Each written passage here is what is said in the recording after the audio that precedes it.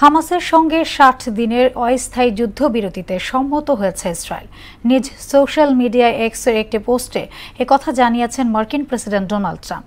অস্থায়ী যুদ্ধবিরতি চলাকালীন সব পক্ষের সঙ্গে কাজ করে স্থায়ীভাবে যুদ্ধ বন্ধের প্রতিশ্রুতিও দিয়েছেন তিনি।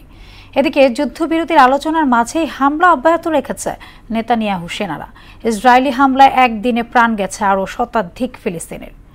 বিস্তারিত কাজী শাহরিনের ডেস্ক রিপোর্টে। গত ২০ মাসের বেশি সময় ধরে ফিলিস্তিনের গাজায় হামলা চালিয়ে যাচ্ছে দখলদার ইসরায়েল। মাঝে কয়েকবার অস্থায়ী যুদ্ধবিরতি হলেও পুনরায় হামলা করে নেতানিয়াহু সেনারা। তবে এবার আবারও ৬০ দিনের অস্থায়ী যুদ্ধবিরতিতে রাজি হয়েছে দেশটি। সামাজিক যোগাযোগ মাধ্যম এক্সে দেয়া পোস্টে মঙ্গলবার কথা জানিয়েছেন ট্রাম্প।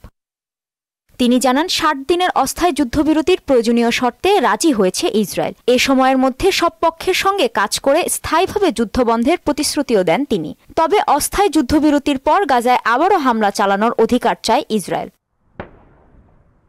অপরদিকে হামাস জানিয়েছে যতক্ষণ তাদের স্থায়ী যুদ্ধবিরতির নিশ্চয়তা না দেয়া হচ্ছে ততক্ষণ তারা অস্থায়ী যুদ্ধবিরতিতে রাজি হবে না। তবে হামাসকে গাজায় অস্থায়ী যুদ্ধবিরতির এ চুক্তিতে রাজি হবার আহ্বান জানিয়েছেন প্রেসিডেন্ট ট্রাম্প।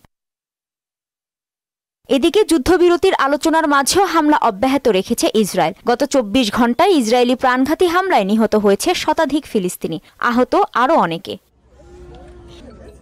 অন্যদিকে ইসরায়েলকে লক্ষ্য করে ক্ষেপণাস্ত্র নিক্ষেপ করেছে ইয়েমেনের হুতি যোদ্ধারা। মঙ্গলবার রাতে এ নিয়ে দেশজুড়ে সতর্কতা জারি করে ইসরায়েলের প্রতিরক্ষা বাহিনী IDF। কাজী শাহরিন, মোহনা সংবাদ।